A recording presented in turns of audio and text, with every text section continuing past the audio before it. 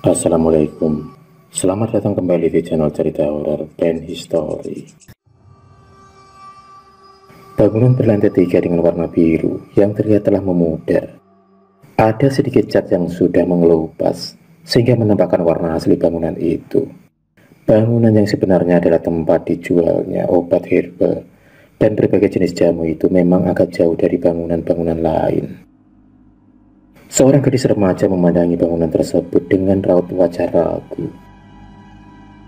Toko obat dan jamu Lavainis.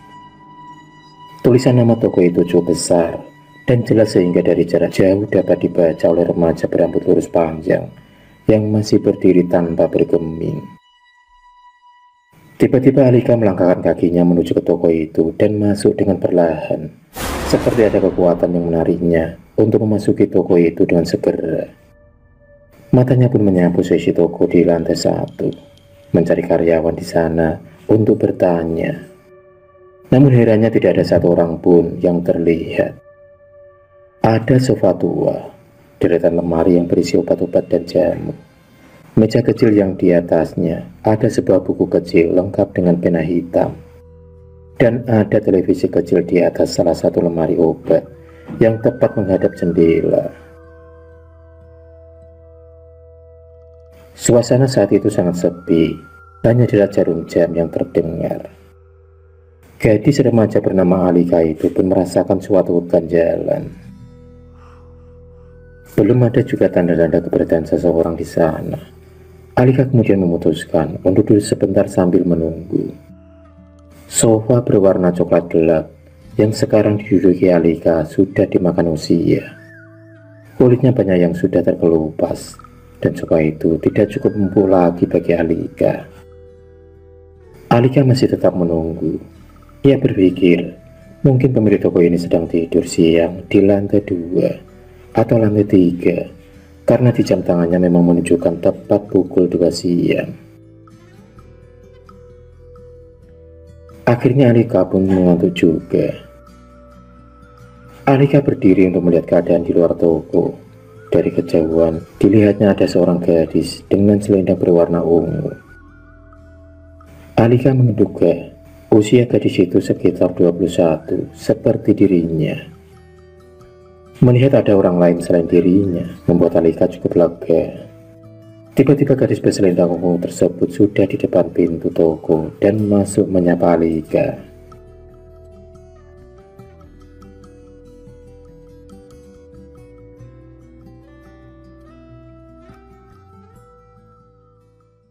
Gadis itu pun bertanya kepada Alika dengan serius, dengan wajah dingin dan pucat. Gadis itu menanyakan apakah di sini menjual telapak tangan. Alika pun bingung mendapat pertanyaan dari sosok gadis tersebut. Alika kemudian menjawab, pemilik tokonya entah ada di mana. Jawab Alika yang tiba-tiba merasakan tubuhnya merinding dan keheranan dengan gadis yang sangat misterius di depannya itu. Gadis itu pun mengatakan bukan sarung tangan, tapi telapak tangan untuk tangannya. Kata gadis misterius itu sambil mengangkat tangan kanannya dan ditunjukkannya tepat di depan wajah Alika yang langsung pucat pasi memandangi tangan tanpa telapak tangan dan jari-jari. Tangan itu berlumuran darah dan menetes jatuh ke lantai. Tiba-tiba wajah gadis misterius yang pucat dan dingin itu telah berubah menjadi wajah seram berwarna hitam dengan bola mata meloncat keluar. Rambutnya sudah sangat berantakan dan pakaian putihnya berlumuran darah. Tangan kirinya dengan jari-jari berkuku tajam berusaha meraih wajah Alika dan berusaha mencakarnya. Alika pun begitu ketakutan, tubuhnya gemetaran sehingga tidak dapat menggerakkan kaki untuk berlari. Dengan jelas, Alika melihat wajah gadis itu yang sekarang berubah menjadi hantu menakutkan yang begitu dipenuhi dengan dendam. Seolah-olah hantu itu ingin membalaskan dendamnya kepada Alika. Alika tidak dapat melakukan perlawanan apa-apa.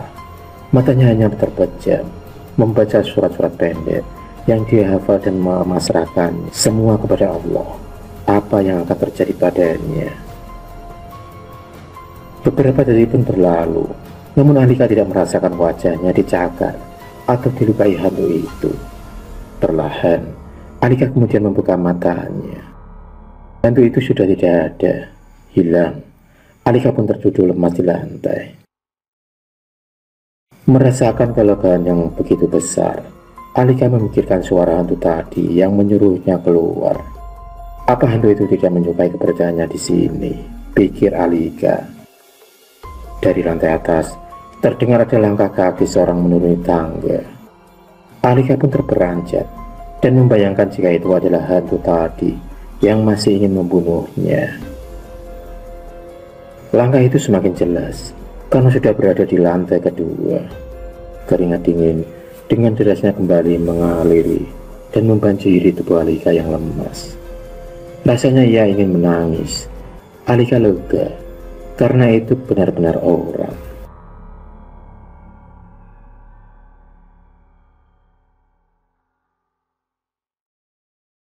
Setelah kurang lebih dari 1 jam Pak Amir memberi penjelasan kepada Alika, dia pun langsung kembali ke lantai 3 untuk beristirahat. Pak Amir menyuruh Alika hari ini untuk menginap saja. Esok hari baru diperbolehkan untuk pulang pergi. Pak Amir berpesan kepada Alika agar bisa menempati kamar di lantai 2 dan dilarang naik ke lantai 3. Sebenarnya Alika keberatan untuk menginap karena dia sangat tak nyaman dengan kondisi di toko itu. Tapi mau gimana lagi, Alika tidak mau kehilangan kesempatannya untuk bekerja. Pukul 5:30 sore sudah membuat langit cukup gelap. Alika sedang duduk di dekat jendela kaca sambil memandangi langit di luar sana. Kamar itu cukup besar dan nyaman untuk Alika. Tempat itu nyambut dan ada kamar mandi dengan keramik berwarna hijau, warna kesukaannya. Alika belum memutuskan untuk tidur karena dirasanya tanggung. Karena setengah jam lagi azan maghrib akan berkumandang. Sehabis sholat maghrib, dia baru akan memejamkan matanya dan tidur di atas kasur empuk dengan spray yang juga berwarna hijau.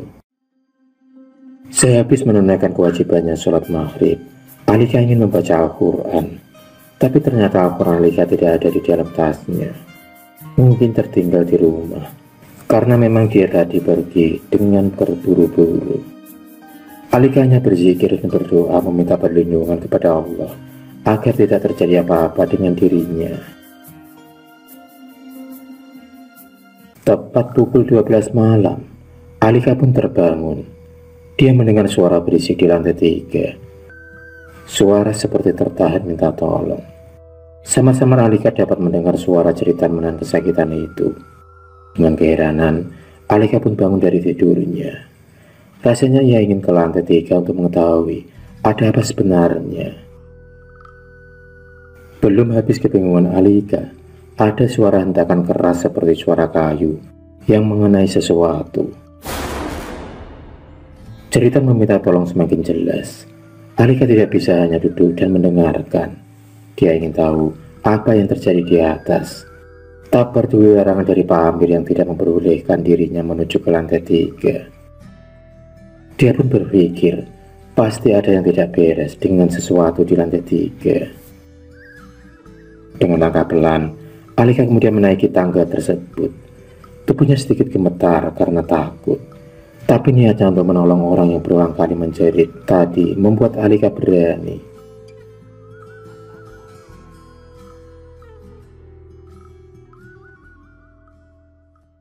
Ternyata di lantai 3 hanya ada satu pintu yang tertutup rapat.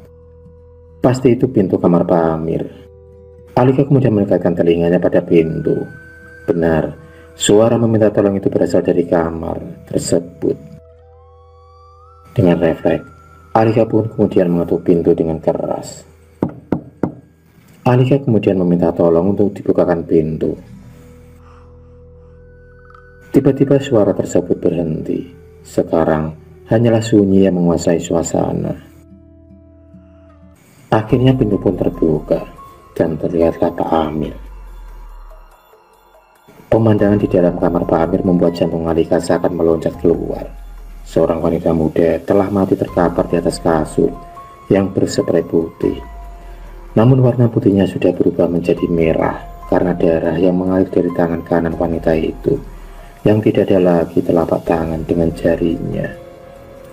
Tepat di atas bantal, telapak tangan yang terpisah itu seolah dibungkus plastik bening yang kotor oleh darah yang masih keluar sedikit demi sedikit. Seketika Pak Amir menarik tangan kanan Alika dengan sangat kuat. Diambilnya pisau besar dan tajam yang masih berlumuran darah segar dari atas meja, kemudian mengarahkannya ke tangan Alika, berusaha memotong tangan Alika dengan kesetanan. Alika kemudian menendang tepat di bawah perut Pak Amir dan dia bisa terlepas dari cengkeraman tangan manusia tak berarti tersebut. Cepat-cepat Alika pun berlari menuruni tangga sampai ke lantai paling bawah. Pintu keluar terkunci. Alika pun ketakutan. Ia ingin segera keluar dari toko itu, tapi semua pintu terkunci. Jendela kaca sudah dipecahkan, namun terali besi menghalanginya untuk bisa keluar. Dia kemudian menjerit-jerit meminta pertolongan, berharap ada orang lewat dan mendengar ceritanya. Tapi keadaan di luar sangat gelap dan sunyi. Alika hanya bisa menangis membayangkan sebentar lagi Pak Amir akan memotong tangannya, yang pasti akan mengenai urat nadinya, dan pada akhirnya nasibnya akan sama seperti wanita yang tadi dilihatnya, mati dengan tak layak. Terdengar langkah Pak Amir menuruni tangga sambil memanggil-manggil namanya.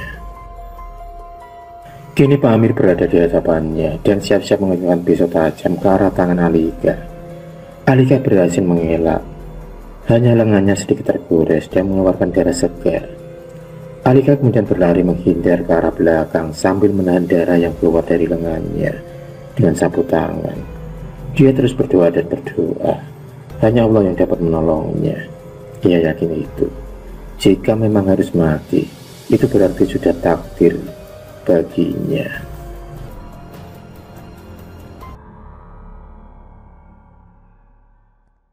Terdengar jeritan keras. Alika menoleh ke belakang dan perlahan menuju ke depan. Pandangan menakutkan menghiasi penglihatannya. Sungguh tak dapat dipercaya, namun ini nyata dilihat oleh Alika. Hantu wanita yang menakutkan tadi siang itu kini mencakar-cakar tubuh Pak Amir. Beberapa saat kemudian mulai bermunculan hantu-hantu wanita lain yang kesemuanya berpakaian putih penuh darah dan tangan kanan tanpa telapak dan jari. Salah satu dari mereka memotong dengan sadis kedua tangan Pak Amir.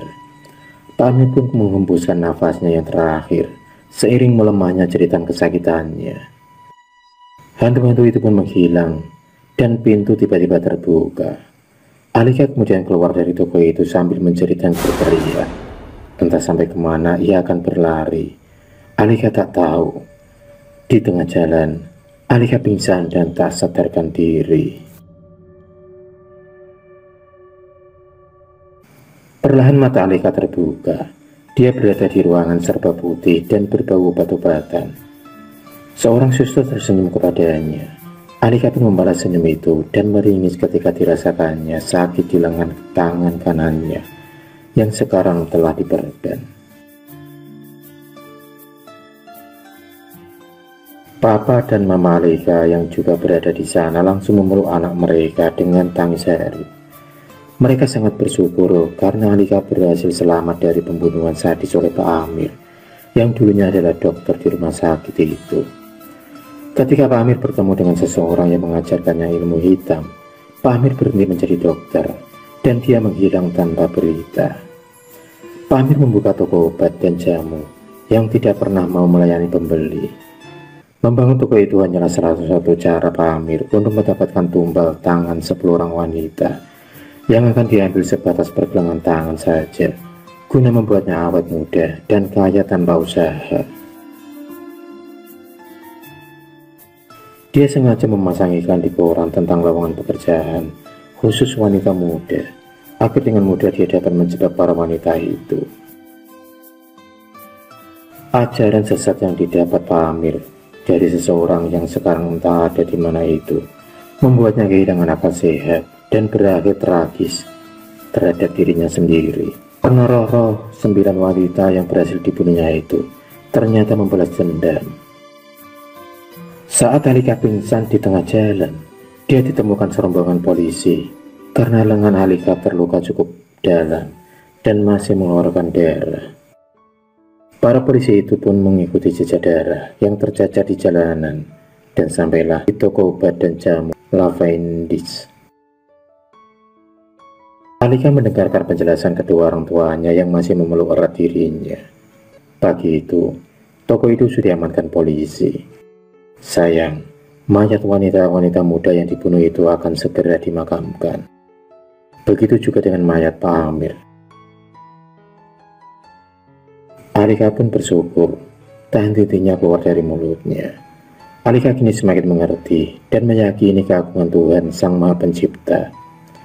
Segala sesuatu yang mustahil sekalipun dapat terjadi jika Tuhan telah menghendaki. Akhirul kalam. Wassalamualaikum warahmatullahi wabarakatuh.